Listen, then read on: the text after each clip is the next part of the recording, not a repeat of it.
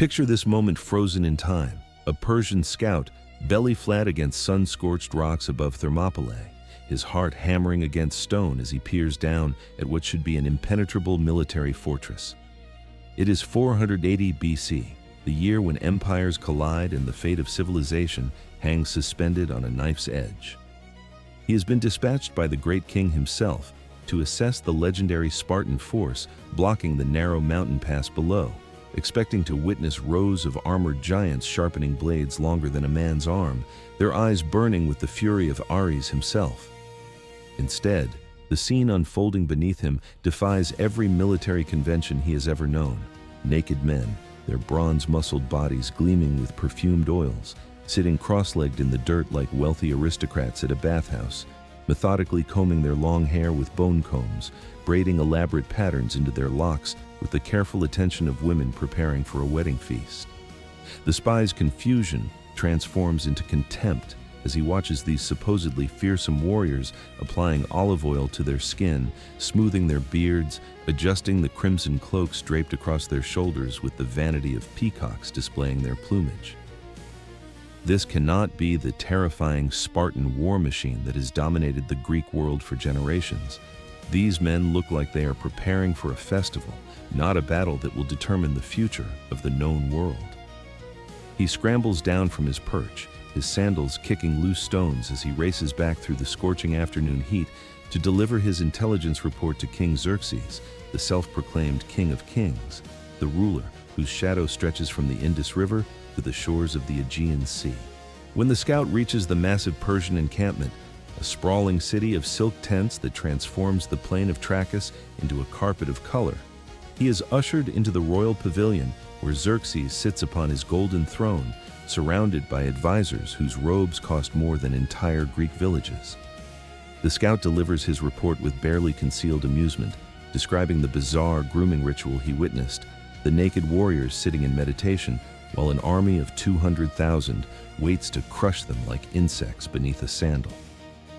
Xerxes erupts in laughter, his voice booming through the tent as he slaps his jeweled armrests, convinced that the Greeks have already lost their minds before the first arrow has been loosed, that these defenders are performing some last desperate prayer to gods who have abandoned them to their fate.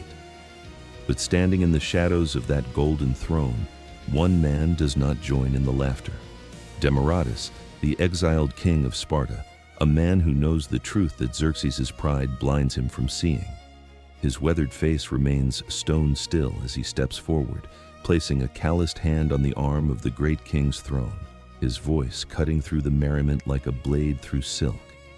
The words he speaks next drain the color from every Persian face in that tent, transforming their mocking laughter into a silence so heavy it feels like a physical weight pressing down on their chests.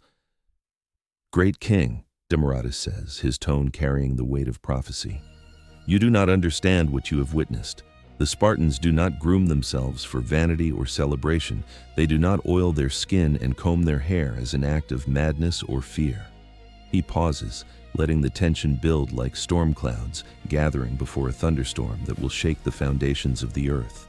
They prepare their bodies for burial. In Sparta, when a warrior knows with absolute certainty that he will not survive the coming day, when he has accepted that his name will soon be carved on a stone memorial rather than spoken by living lips, he performs these sacred funeral rites upon himself.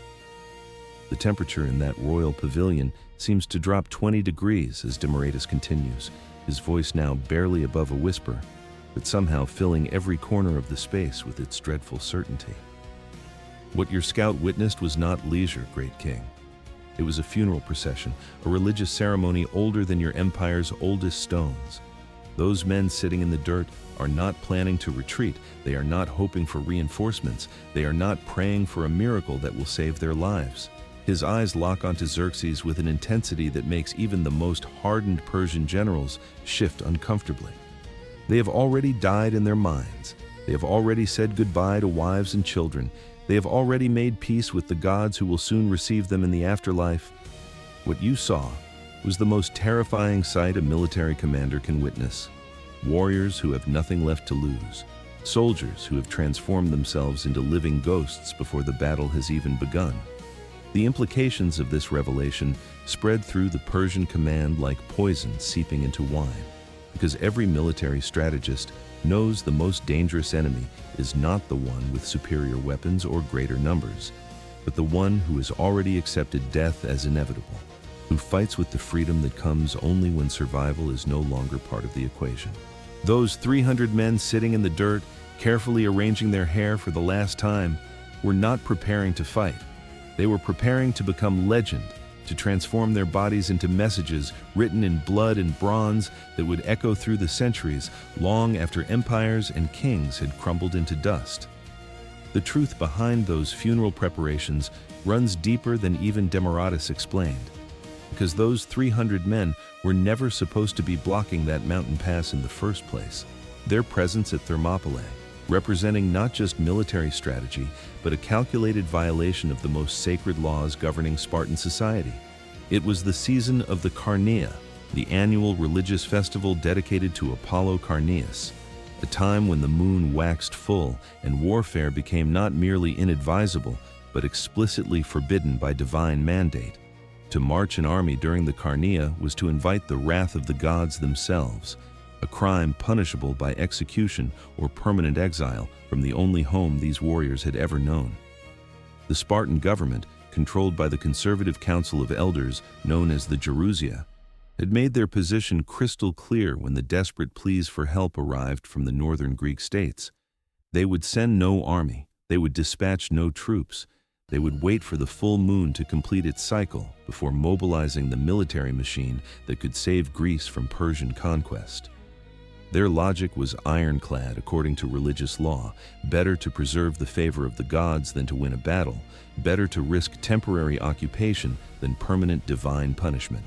But King Leonidas, standing in that council chamber and listening to his fellow Spartans hide behind religious tradition, while the greatest invasion force in human history marched closer with each passing hour, understood something that the cautious old men did not. If he followed their interpretation of the law, if he waited for religious calendars and moon phases while Xerxes' 200,000 soldiers swept south, there would be no Sparta left to protect, no temples to worship in, no laws to follow, because the entire Greek world would be reduced to smoking ruins and chains. So Leonidas did what great leaders do when faced with impossible choices. He found a loophole in the sacred texts, a gap in the religious restrictions that would allow him to act without technically violating the law that governed his people's relationship with the divine.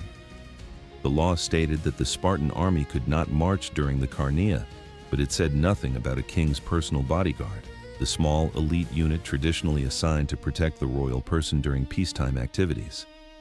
This distinction might seem like legal hair-splitting to modern minds, but in the precise and ritualistic world of Spartan law, it was the difference between salvation and sacrilege, between heroism and blasphemy.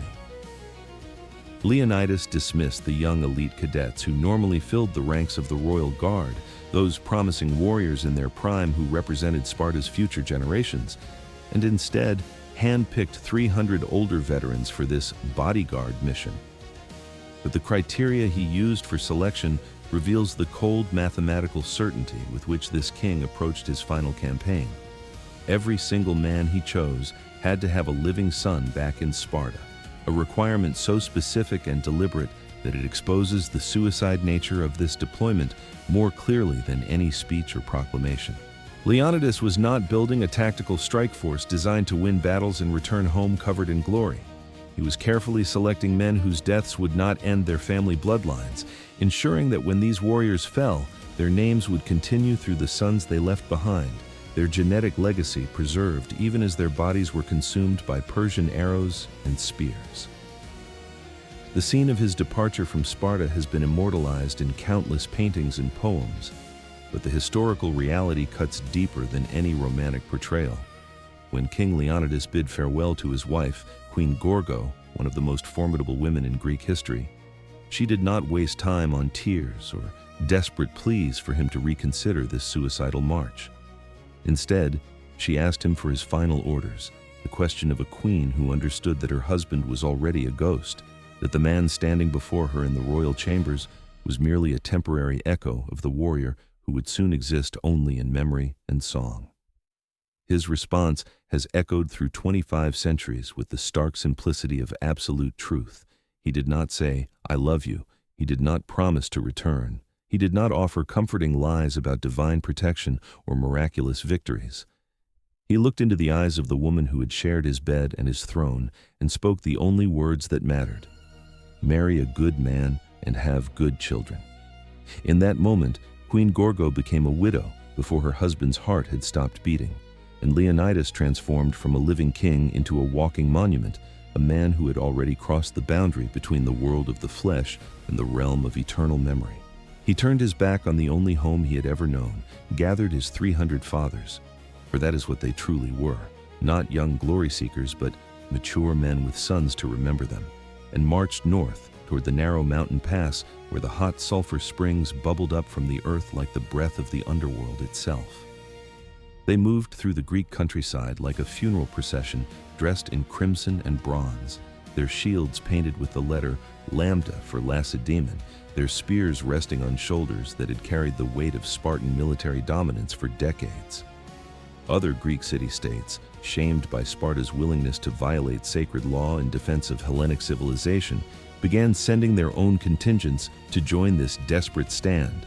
Men from Thebes and Corinth and Arcadia, roughly 7,000 warriors in total, forming a coalition army that seemed almost respectable until you compared it to what was coming from the north, because what was coming toward that narrow pass was not merely an army. It was the organized displacement of an entire civilization, a logistical miracle wrapped in Persian silk and armed with enough bronze and iron to outfit every Greek city-state 10 times over. When we picture the Persian invasion force in our minds, Hollywood has trained us to imagine a disorganized rabble of enslaved conscripts driven forward by whips and terror, a faceless horde more dangerous for its numbers than its skill. But this comfortable Western fantasy crumbles under the weight of historical reality. The force, assembling on the plains of Trachis, turning the horizon into an endless sea of campfires that stretched beyond human sight, represented the most sophisticated, wealthy, and technologically advanced military machine the ancient world had ever witnessed. An empire that had spent 4 full years preparing for this single campaign with the kind of meticulous planning that would make modern general staffs weep with envy. Herodotus, the Greek historian whose accounts have shaped our understanding of these events for 25 centuries, originally claimed that Xerxes brought over 2 million fighting men to Greece, a number so astronomical that he described the Persian host drinking entire rivers dry when they stopped to water their troops and animals. Modern scholarship has thoroughly debunked these exaggerated figures, applying mathematical analysis to questions of caloric intake, water consumption, and the physical limitations of pre-industrial logistics. But the revised estimates remain absolutely terrifying. Most contemporary historians settle on approximately 200,000 combat troops, supported by an equally massive train of servants, engineers, supply workers, and camp followers that may have doubled the total population of this moving supercity. In 480 BC, when the largest Greek city-states could barely field 5,000 hoplites each, when entire island nations consisted of populations smaller than modern suburban neighborhoods, an organized force of 200,000 represented something beyond military power. It represented a fundamental reorganization of reality itself, a demonstration that the Persian Empire could reshape the world through sheer administrative will. Moving a force this size across thousands of miles of territory required logistics that bordered on what ancient observers must have considered divine intervention or dark magic, because nothing in Greek military experience prepared them for the industrial-scale planning that Persian bureaucrats had perfected over generations of continental conquest. 4 years. That is how long King Xerxes spent preparing the groundwork for this invasion, not in training soldiers or forging weapons, but in literally reshaping the geography of the earth to accommodate his strategic vision. When his admirals warned him that the Persian fleet would have to navigate around the dangerous peninsula at Mount Athos, a treacherous stretch of coastline where a previous Persian naval expedition had been annihilated by sudden storms, Xerxes did not accept this limitation or devise clever sailing tactics. he ordered his army of engineers to dig a canal straight through the mountain's base, cutting a navigable shipping lane through solid rock and compacted earth for nearly 1.5 miles, transforming a deadly geographical obstacle into a calm waterway that allowed his triremes to bypass the danger entirely. This was not military necessity in the conventional sense. This was a statement of power, a message carved into the bones of the earth itself that declared no natural barrier could stand against Persian will. Then there was the Hellespont, the narrow strait separating Asia from Europe, the watery boundary between the known and the conquered, and Xerxes approached this challenge with the same contemptuous disregard for natural limitations that characterized his entire campaign.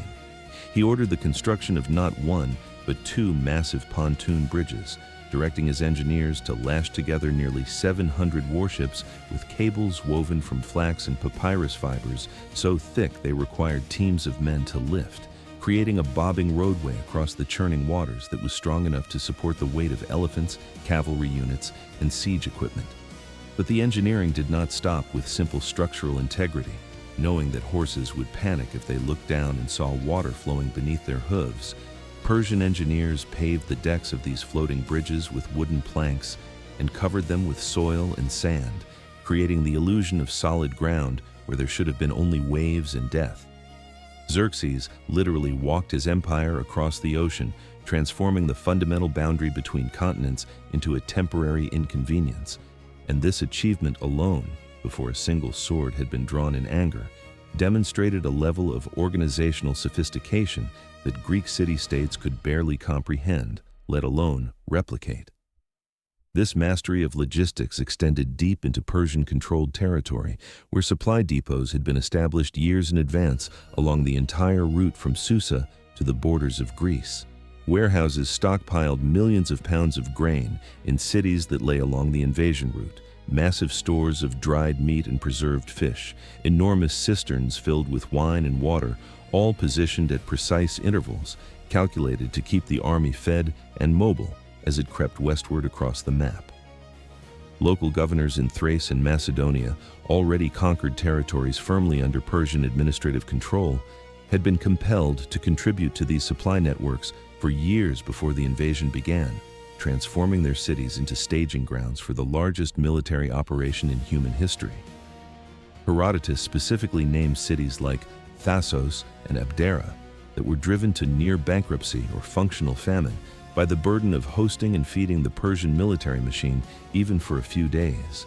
Small urban centers bankrupted by the simple act of providing bread and water to a force that consumed resources at a rate that seemed to violate the laws of agricultural production. Yet this massive size, this organizational triumph that allowed Xerxes to project power across thousands of miles, contained within it the seeds of catastrophic weakness. A ticking clock that transformed military might into a race against starvation and collapse. A force of 200,000 human beings, plus tens of thousands of horses, pack animals, and camp followers, consumes food and water at a rate that staggers the imagination even today. Hundreds of tons of grain disappearing into hungry mouths every single day. Thousands upon thousands of gallons of water required just to prevent mass dehydration, grazing land for animals stripped bare in a matter of hours, leaving scorched earth behind the Persian advance. The fundamental problem with pre-industrial armies of this scale is that they cannot sustain themselves for long in any single location. The land simply cannot produce food fast enough to feed them. Local water sources become contaminated by human and animal waste. Disease begins to spread through crowded camps where sanitation is a fantasy rather than a practice. This created a strategic paradox that fundamentally altered the nature of the entire campaign and transformed the Battle of Thermopylae from a simple military engagement into a contest of time itself. Xerxes could not afford to besiege the Greek position and wait for the defenders to starve, could not settle into a comfortable blockade and let attrition do the work of arrows and swords, because his own massive army would starve first. The beast he had created required constant forward momentum, an endless stream of fresh supplies flowing from newly accessed territories, or it would collapse inward and devour itself. Every hour that Leonidas held the pass was an hour that the Persian logistics chain stretched thinner, that warehouses emptied without being refilled, that horses weakened and men grew hungry while staring at an impenetrable wall of Greek bronze and discipline. This reframes the entire Battle of Thermopylae in a light that Hollywood's heroic narratives completely miss. Leonidas did not need to kill 200,000 Persians, did not need to achieve some impossible military miracle where 300 men defeated an empire through superior sword techniques. He only needed to stop the clock, to jam the gears of the Persian war machine for just long enough that the hunger and thirst and disease would begin doing the killing for him. Sitting on his portable throne, erected on a hill overlooking the narrow pass, Xerxes must have felt a toxic mixture of rage and anxiety bubbling in his chest as he watched that tiny line of red-cloaked Greeks blocking the path that his entire empire depended on traversing. He possessed overwhelming numerical superiority, commanded engineering capabilities that could reshape continents, held the God-given mandate to rule the known world. Yet he found himself paralyzed by a bottleneck barely wider than a village street, watching his ticking clock count down toward disaster. With options running out and patience evaporating, Xerxes gave the order that would begin 3 days of slaughter unlike anything the ancient world had witnessed. He commanded the assault, unleashing the first wave of his disposable troops against the Greek wall. But he did not send his elite forces first, did not commit the Immortals or his best armored Persian nobles to test the enemy's strength.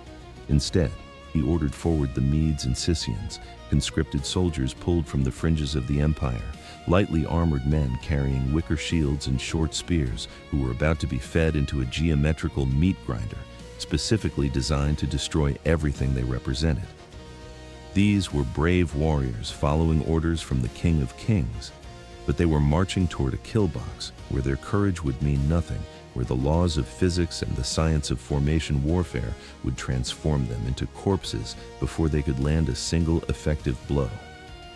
The massive Persian ocean of humanity was about to funnel into a space no wider than a country lane, and in that terrible compression, all the logistics that had brought them this far would cease to matter.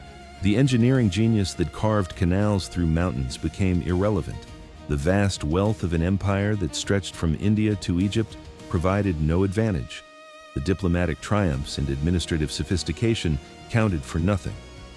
Now it was just cold, merciless geometry. The mathematics of how many men could fit shoulder to shoulder in a space 50 feet wide. The physics of bronze spears against wicker shields. The brutal calculus of formation depth versus individual skill. And Leonidas, standing at the reconstructed Phocian wall with his 300 fathers arrayed behind him in perfect formation, their long hair oiled and braided for the funeral that was about to begin, liked the numbers in this new equation. He had transformed the battlefield into an equation where Persian advantages became liabilities, where size meant paralysis and numbers meant traffic jams of dying men. The geometry of death. The collision that followed was not a battle in any romantic sense. It was industrial-scale butchery, executed with the precision of craftsmen who had spent their entire lives perfecting a single skill, and that skill was killing in formation. To understand why the Persians were being slaughtered with such horrifying efficiency, we must examine the fundamental engineering principles underlying the two military systems smashing against each other in that narrow pass, because this was ultimately a conflict between competing philosophies of warfare made manifest in bronze and flesh. The Persians had designed their military for the open plains of Asia, creating highly mobile forces built around speed, flexibility, and the devastating effectiveness of massed archery that could darken the sky with arrows before cavalry swept in to finish disorganized enemies. Their armor consisted of quilted linen tunics or fish-scale patterns of small iron pieces sewn onto leather backing, protection designed to stop arrows and deflect glancing blows while maintaining the mobility necessary for rapid maneuvering across vast distances. Their shields were woven from wicker, essentially thick basketwork that could indeed stop arrows or absorb the impact of thrown javelins, but these organic constructions shattered like kindling when struck by the full force of a Greek spear thrust driven by arm strength and body weight. The Greeks, and most especially the Spartans, standing at the front of the defensive line, represented the opposite end of the military spectrum. They were hoplites, named after the hoplon, that massive concave shield constructed from layers of wood covered with a thin bronze facing that weighed nearly 20 pounds and required constant training just to carry effectively in extended combat. When a Spartan took his position in the phalanx formation, his shield covered not just his own left side, but extended far enough to protect the right side of the warrior standing next to him in line, creating an interlocking wall where individual survival depended entirely on collective discipline. This overlapping design meant that the strength of the formation was only as strong as the bond between warriors, that if one man broke and ran, he exposed not just himself, but his comrade to lethal danger. But Spartans had been bred from birth never to run, had been indoctrinated through brutal training regimens and social conditioning to view retreat as literally worse than death. As the Medes crashed forward into this bronze wall with the accumulated momentum of thousands of men pushing from behind, they discovered the terrible mathematics of asymmetric weapon ranges. The Spartans fought with the dory, a spear measuring 7 to 9 feet in length with an iron leaf-shaped point on one end and a bronze spike called a sorotor on the other. Persian spears and swords were significantly shorter, designed for the fluid close-quarters combat that characterized warfare in open terrain where maneuverability mattered more than reach. The result was geometrically inevitable. Persians were dying before they could get within striking distance of Greek flesh, impaled through throats and faces and chests by spear points emerging from the wall of shields while their own weapons swung through empty air. Imagine the psychological horror of being in that front rank of the Persian assault, pushed forward by the crushing weight of thousands of comrades behind you who cannot see the slaughter ahead and therefore keep pressing forward with undiminished force. You cannot retreat because the crowd prevents backward movement.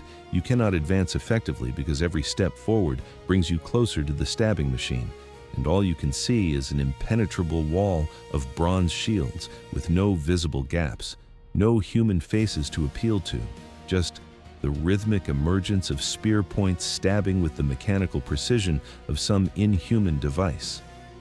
When you desperately grab a spear shaft, hoping to wrench it from your enemy's grip or snap the wooden handle, the Spartan simply rotates the weapon and uses the sorotor spike on the rear end to puncture your hand or stab downward into your shoulder.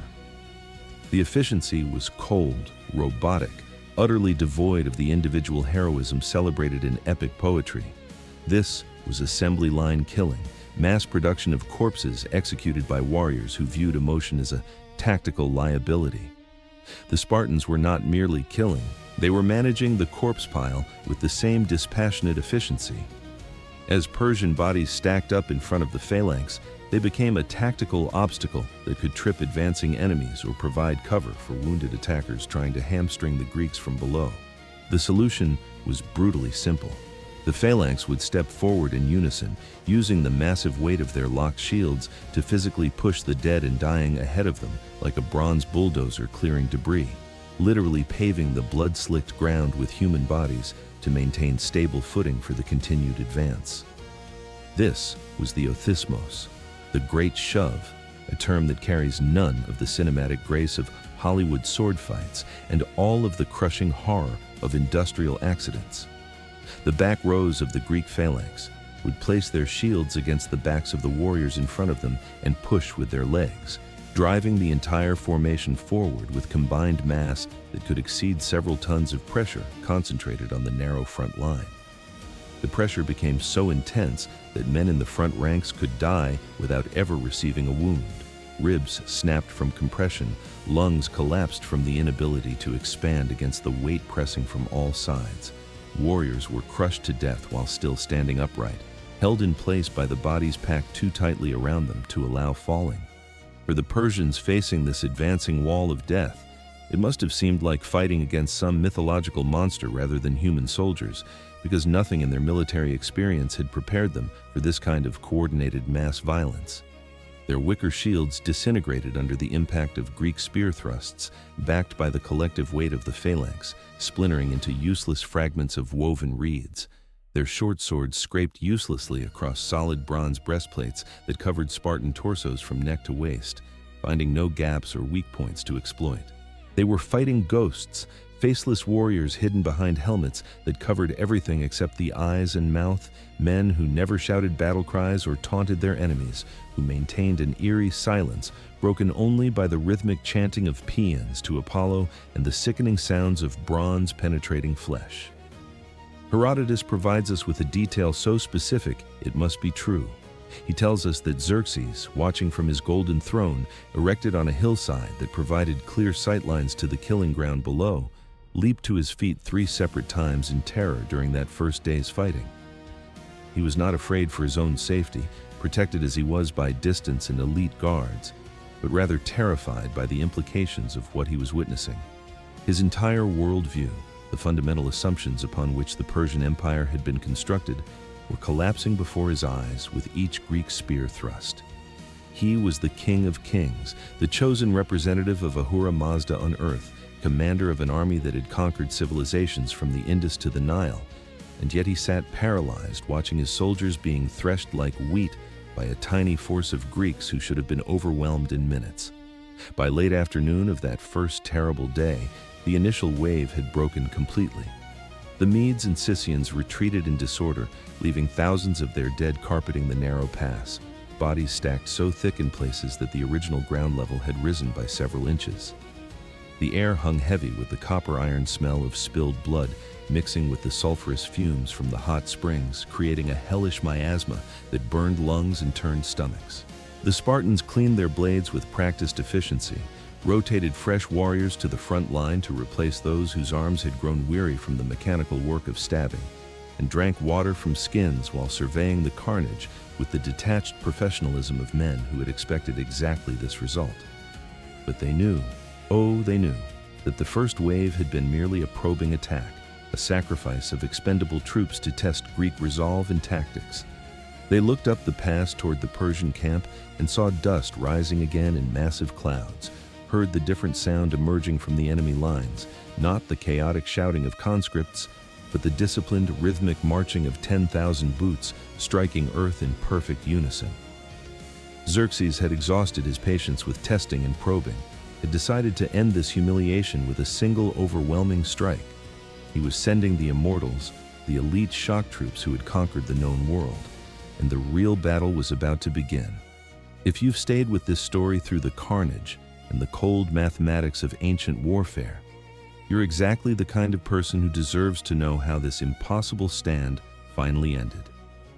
Subscribe and hit the notification bell, because the conclusion, the betrayal, the final stand, and the aftermath that changed Western civilization is coming next.